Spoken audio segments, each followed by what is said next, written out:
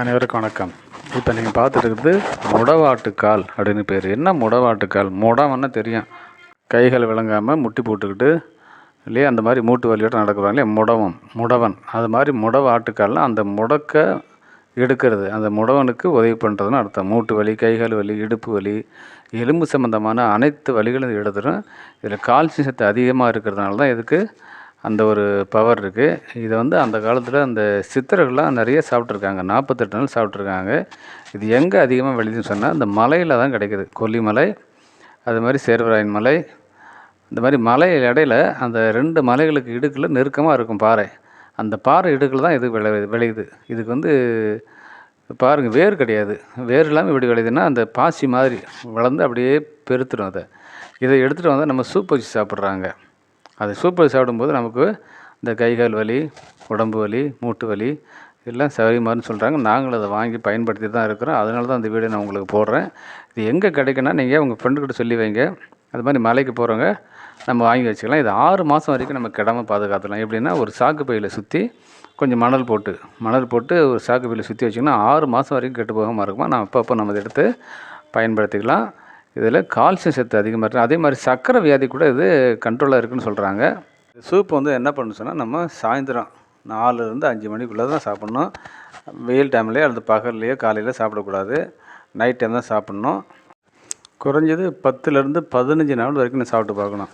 சாப்பிட்டா தான் நமக்கு அதனுடைய பலன் தெரியும். சரி, இப்போ நம்ம எப்படி சூப்பு வைக்கலாம், அதுக்கு என்னென்ன தேவை அப்படிங்கிறத ஃபஸ்ட் நான் சொல்லிடுறேன், பார்த்துங்க. முடவாட்டுக்கால் 100லேருந்து 200 கிராம் உங்கள் தேவைக்கேற்ப எடுத்துங்க. இஞ்சி பூண்டு விழுது 3 டீஸ்பூன், மிளகு சீரகம் தலை 2 ஸ்பூன், கசகசா 1 ஸ்பூன். கசகசா தேவையான போட்டுங்க, இல்லைனா விட்டுருங்க.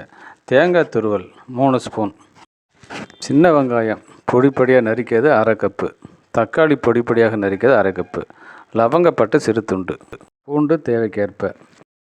ஆட்டுக்கால் மாதிரி இருக்கிறது ஃபஸ்ட்டு நல்லா கழுவிட்டு அது மேலே உள்ள அந்த ரோமங்கள்லாம் எடுத்துகிட்டு சிறு சிறு சுண்டாக நறுக்கிடணும். நறுக்கிட்டு மிக்சியில் போட்டு நல்லா பேஸ்ட் மாதிரி அரைச்சி வச்சுங்க.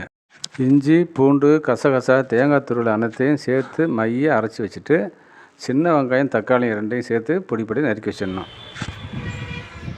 அடுப்பை பற்ற வச்சுட்டு ஒரு பாத்திரம் வச்சு அதில் எண்ணெயை ஊற்றிட்டு லவங்கப்பட்டை சேர்த்து நம்ம அரைச்சி வைக்கிற பேஸ்ட் எல்லாம் போட்டு நல்லா வதக்கணும்.